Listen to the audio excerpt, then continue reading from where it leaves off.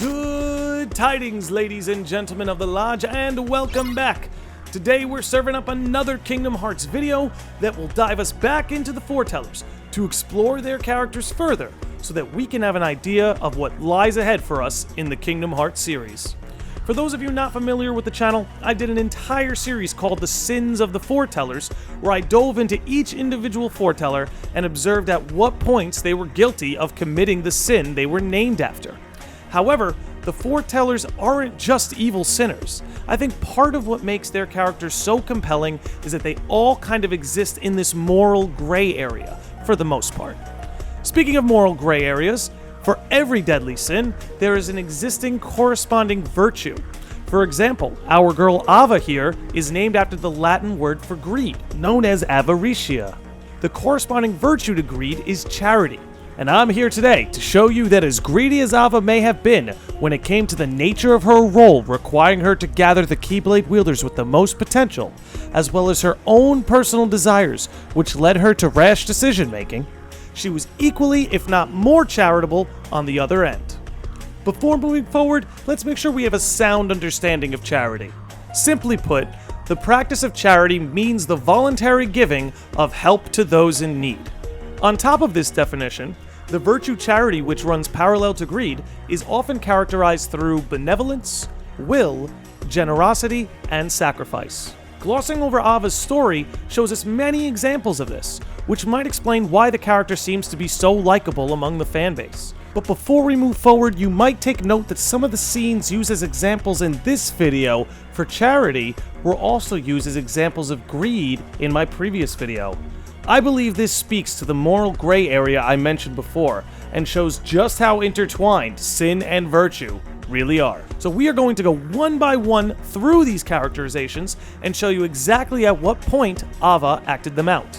Let's start with generosity. While Ava displays various acts of generosity throughout Union Cross and back cover, perhaps her most profound display of this is when she chooses to help Gula despite the fact he's made trouble for everyone and is sought after by their leader, Ira. Gula, what are you doing? I won't let you near him. It's generous acts such as this that make Ava the likable character that she is. This will move us into our next example, sacrifice. Ava displays this when she finds Gula and Aced in confrontation, with Gula on the ground defeated. Despite the turmoil, despite Gula's missteps, Ava stepped in to protect him. At the sight of a further strike from Aced, Ava accepted her sacrifice to protect Gula and braced herself for impact. This charitable sacrifice actually had an effect on Aced, and he couldn't bring himself to see it through.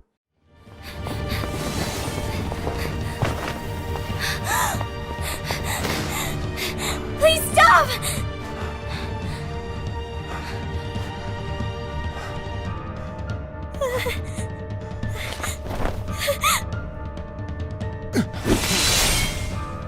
You too, huh?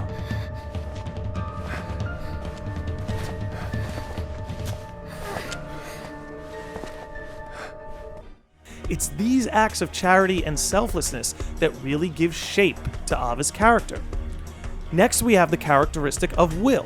Now, willpower itself isn't necessarily a charitable virtue. However, with that said, it's worth noting that one cannot be truly charitable unless they possess a strong will. The previous two examples speak to this point. However, I think the scene that solidified Ava as having a strong will is actually this scene right here, where Aced tries to recruit her for the Alliance.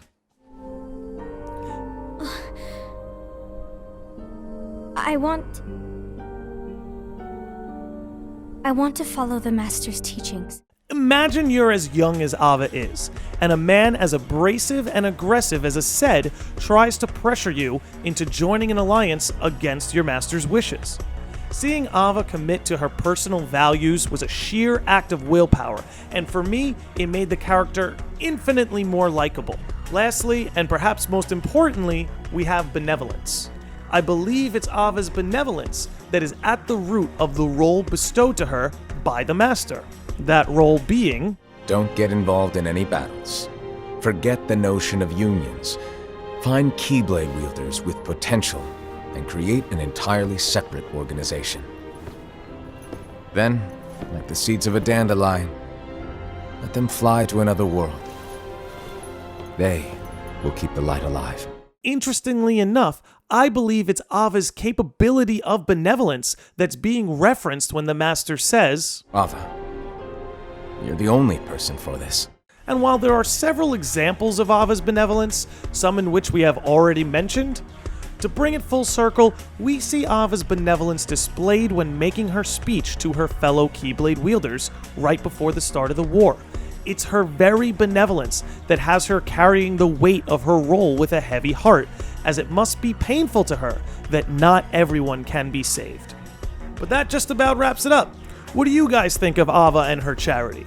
Seeing as she was missing from the last scene in Kingdom Hearts 3, she's poised to make one hell of a return. In what fashion do you think it will be handled? Will Ava end up on the side of our heroes, or will she be aligning with the Master and the Foretellers? I don't know about you, but I can't wait to see it play out. So, ladies and gentlemen, as always, it is my pleasure to make this content. Please like, comment, and subscribe, and I will see all of you beautiful sickos and normies next time.